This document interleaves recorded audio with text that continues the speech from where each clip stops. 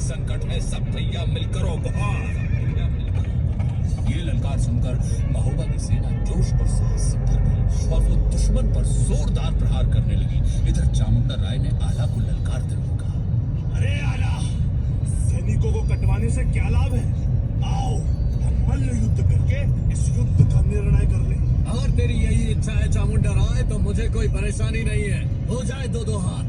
आल्हा चामुंडा राय से बोले कि पंख फैलाए हुए मोर बहुत देखे हैं, घन पे छाए हुए घनघोर बहुत देखे हैं, और नाला कहता है समुंदर से उमड़ना सीखो, हमने बरसात के ये शोर बहुत देखे हैं। चढ़ा इस सिंहनाद से भयभीत होकर दोनों तरफ के सैनिकों ने हथियार रख दिए। चामुंडा राय और आला के बीच मल्लयुद्ध शुरू हो गया। 3 घंटे तक दोनों कुश्ती लड़ते रहे और अंत में आला ने चामुंडा राय को चपेट के साथ एक ऐसा धोबी पछाड़ दिया कि वो दूर जा गिरा और आला कूद कर उसकी छाती पर बैठ गए। धीरे धीरे एक के बाद एक सेना नायकों को हराते हुए महुआ के ये महाबली योद्धा लगातार युद्ध जीतते जा रहे थे। महाराज पृथ्वीराज को एक करारी शिकस्त मिली, जिसको पृथ्वीराज जीवन भर कभी भी नहीं भूल पाए। लेकिन कहते हैं ना कि क्षत्रिय के जीवन में 2 ही चीजें होती हैं, या तो युद्ध या मुसीबत।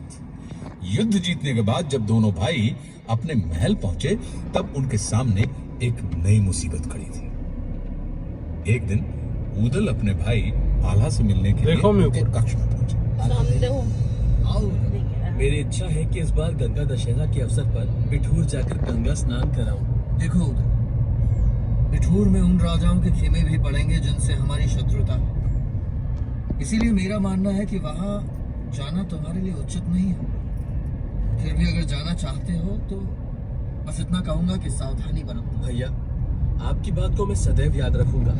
इस तरह ऊदल गंगा दशहरी का स्नान करने बिठूर जाने की तैयारी करने लगा। उनको तैयारी करता देख आल्हा का बेटा इंदल अपने चाचा से बोला, अरे काकाश्री, आप कहाँ जाने की तैयारी कर रहे हैं? बेटा, मैं गंगा दशहरा के अवसर पर बिठूर में गंगा स्नान करने जा रहा हूँ। तो फिर तो मैं भी चलूंगा आपके साथ, बड़ा आनंद आएगा। तुम जा तो सकते हो, परंतु पहले अपनी माँ से अनुमति ले लो।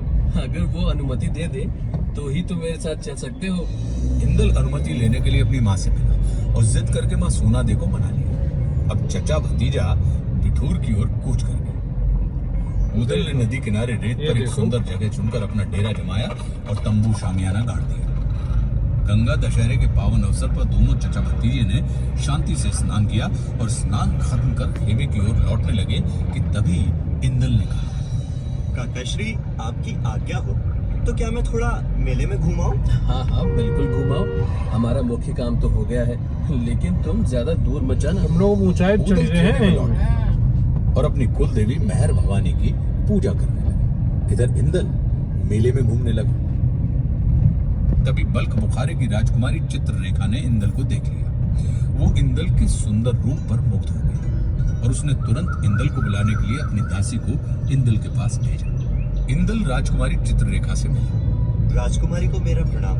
मैं महुबा के राजा परमाल के सेनापति महाबली आल्हा का पुत्र हूँ। इंदल, ये तो बड़ी ही खुशी की बात है, या फिर यूँ कहिए कि संयोग की बात है कि आप महाबली आला के सुपुत्र हैं। हमने आपको खेमे के सामने से जाते हुए देखा था, बस फिर क्या था, हम आप पर मुग्ध हो गए। जी, मुझे खुशी है कि आपको मैं अच्छा लगा। ऐसे में यदि ये राजकुमारी आपसे स्वयंवर रचाना चाहे तो कोई गलत बात तो नहीं? ये आप कैसी बातें कर रही हैं?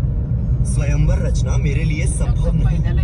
क्षमा करें, मैं चलता हूँ। चित्ररेखा की लाख कोशिशों के बावजूद इंदल चित्ररेखा से स्वयंवर रचाने के लिए राजी नहीं हुआ। तब चित्ररेखा ने सिपाहियों को बुलवाया और इंदल को कैद कर लिया। साथ ही साथ उसने आदेश दिया, इस बात की गोपनीयता बरकरार रहे। मेरे माता पिता को भी इस बात की खबर न 4.5 हो। किलोमीटर ऊंचाई है। अगर किसी ने भी मुंह खोला से 4.5 किलोमीटर है तो उसका परिणाम अच्छा नहीं होगा। इधर ऊदल अपने डेरे पर इंदल का इंतजार कर रहे थे। ऊदल को जब पता चला कि इंदल लापता है तो वे विचलित हो गए। उन्होंने पूरा मेला छान मारा। बदकिस्मती से उस मेले में माहिल ने अपना खेमा जमाया हुआ था। माहिल को इंदल के लापता होने की खबर मिल गई। ये सुनते ही माहिल एक पल भी मेले में नहीं रुका और सीधा महोबा में आला के पास पहुंच गया। देखो आला, उदल की कोई संतान नहीं है, इसीलिए वो सोचता है कि उसके हिस्से की सारी संपत्ति इंदल ले लेगा और वो इस नीच सोच की वजह से इंदल से जलता है और इसी वजह से वो इंदल को बैला फुसलाकर बिठूर ले गया, जहां उसने इंदल की हत्या कर दी। वो तुम्हारा सगा भाई हो सकता है भांजे, पर अफसोस अफसोस लोभ कभी अपना पराया नहीं देखता। इंदल की हत्या की बात सुनते ही आला बौखला गए। आला उदल को अपने बेटे से ज्यादा प्यार करते थे, पर इस घटना ने उन्हें अंदर तक झकझोर दिया। माहिल की इस हरकत से अनजान उदल अपने भाई के पास पहुंच गए और भैया अनर्थ हो गया है। बिठूर के मेले में इंदल कहीं खो गया है। हम क्षमा चाहते हैं। मैंने पूरा मेला छान मारा पर फिर भी नीच! मेरे बेटे की हत्या करने के बाद तू मेरे पास क्षमा मांगने आया है और ये मनगढ़ंत कहानी सुनाकर हमें बहकाने की कोशिश कर रहा है। तू वीर नहीं, हत्यारा है। ये कहते ही आला ने अपने भाई उदल को पीटना शुरू कर दिया। उदल के लिए आला पिता से बड़ा था। उन्होंने मुंह बंद करके सब सह लिया। ये सब देखकर सोनादे अपने आप को रोक नहीं सकी और उन्होंने आला का हाथ पकड़ लिया और उदल को छोड़ने के लिए गिड़गिड़ा। स्वामी, स्वामी रुक जाइए स्वामी, आप इसे पाप ना करिए। आपके छोटे भाई ने क्या क्या नहीं किया है आपके लिए। रुक जाइए स्वामी, ऐसा अनर्थ ना करिए। ये मेरा भाई नहीं है।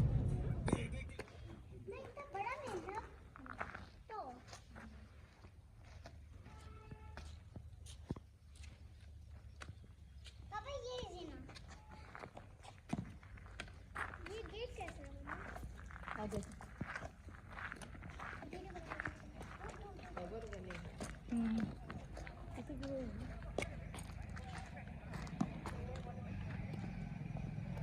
नहीं मिली है का ये पे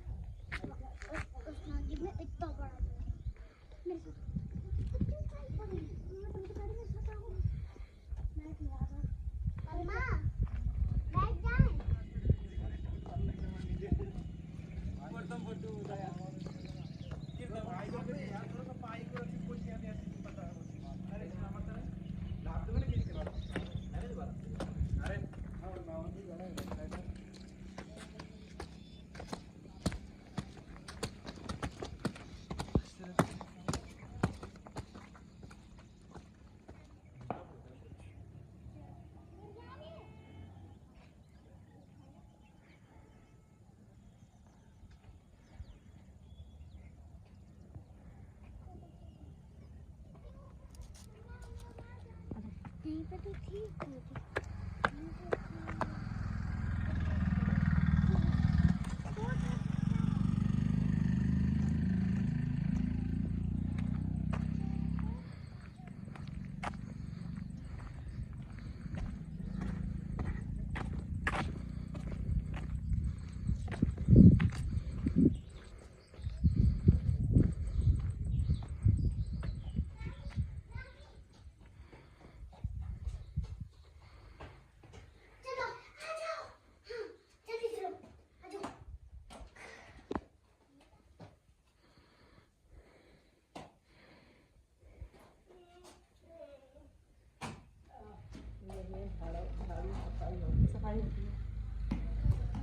साफ सफाई तो है खूब। ऊंचा नहीं है ज्यादा।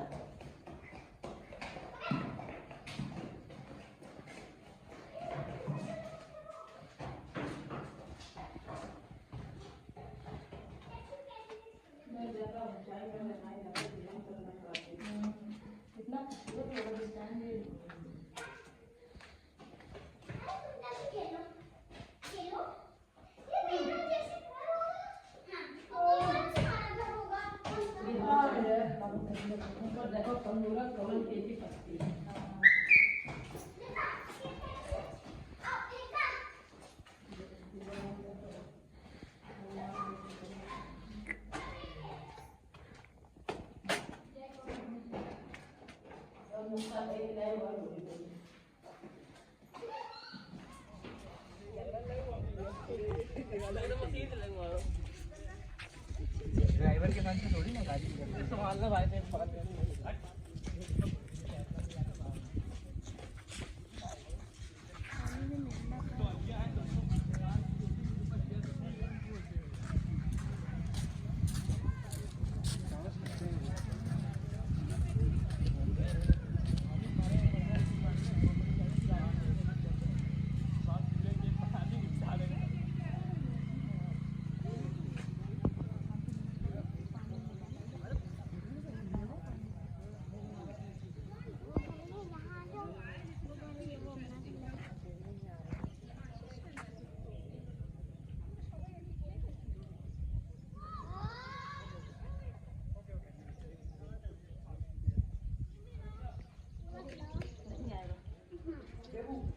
अभी तुम पी के आए हो? हाँ 5 मिनट हुआ से चलो नहीं।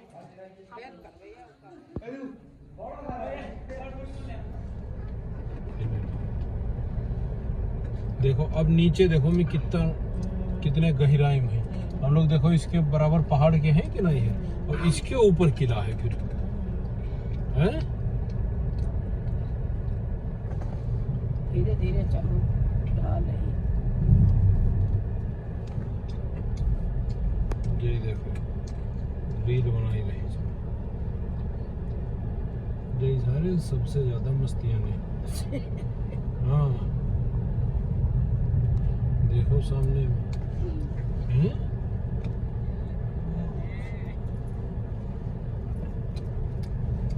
उधर देखो वो गहरा है।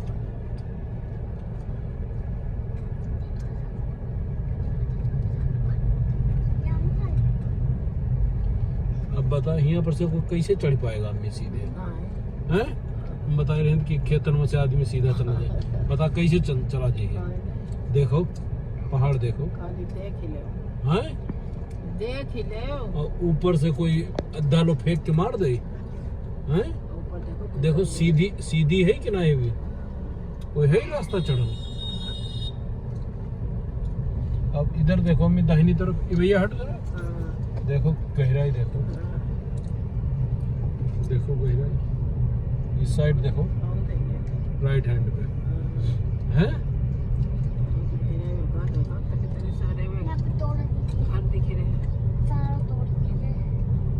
क्या सामने वाले भी पहाड़ पे बना हुआ है क्या?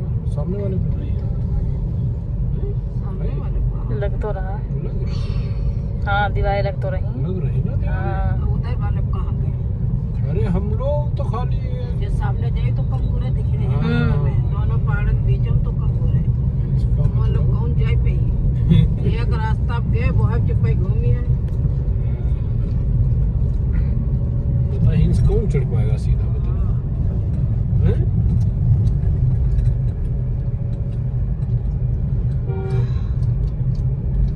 सब ऊपर कंगूरे भी खा दिख रहे हैं, देखो। वो सामने है। हाँ, इसका मतलब कंगूरे हैं। ये सब किला है ऊपर, इसको पूरा दिन हो तब भी कम है घूमने हैं, और जबकि गाड़ियों से जाने का है, पैदल का तो कोई मतलब नहीं। हाँ वो सामने देखो दिखे, बहुत बड़ा किला है।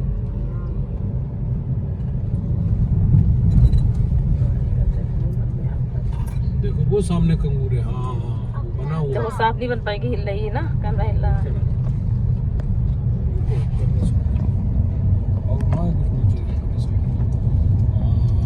पहाड़ी पे बना हुआ है। ये पूरा मतलब चला का कोई महल उधर बना हुई है।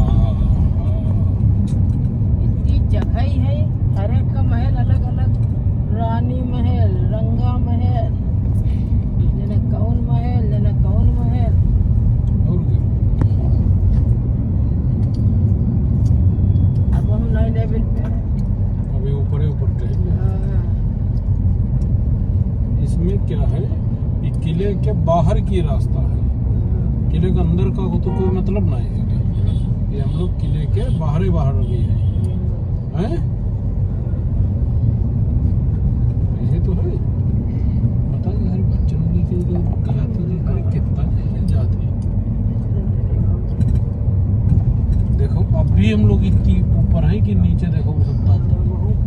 अब पीछे देखो अम्मी, दीवारें और वो महल देखो वो एक कंदूर है। हैं? ये दूर दूर कबूरे है कि हमारे दीवारें हैं अलग अलग महल, अलग अलग है। फिर यहाँ बना, फिर कुछ सुना है, फिर आगे बना, फिर कुछ सुना है, ऐसे है। कितना बड़ा राजा हो, ये तो इतना बड़ा महल होगा। देखो ये सब किले का है, देखो ये सब गेट ऐसा ये देखो ये है, ये देखो ये उसी टाइम के हुई है ये सब। उनका जब वही कोई मरम्मत नहीं कराए पाई रे, घास ना हटवाई पाए रहे सब। हाँ, घास नहीं हटवाई पाई रे सही यार। है। ये देखो इसे भी होगी। कहो तुम्हारे दादा का इतना बनवाई दे हैं सारे, और झाड़ू नहीं लगाई पे, ऐसा कहा करें। वो है यार, सफाई नहीं कराई पाई।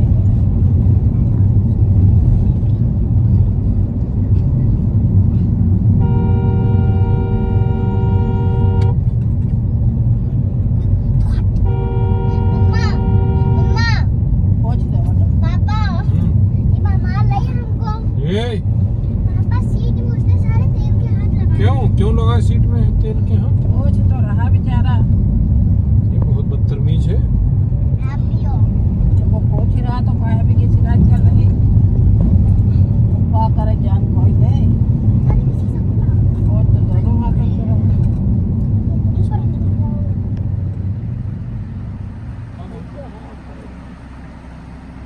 जाई रहे धार में वो मछली गई, ढेर बनाई रहे तो और बाल देखो, उसके बाल देखो, इससे कलर कैसे जी है, अंदर पड़ा ऐसे बंदर की तरह है आयन बच्चे हैं।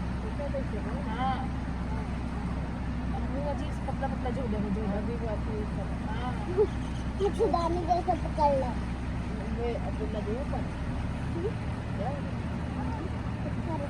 पत्थर चाहिए। पत्थर का कहाँ ये वाला मछली है? अम्मी है थोड़ी सी है, छोटी छोटी सी है। अब वो तो बर्तन में पानी, एक कम है पानी, ये पूरी मिलरिया तरफ ही झरना है।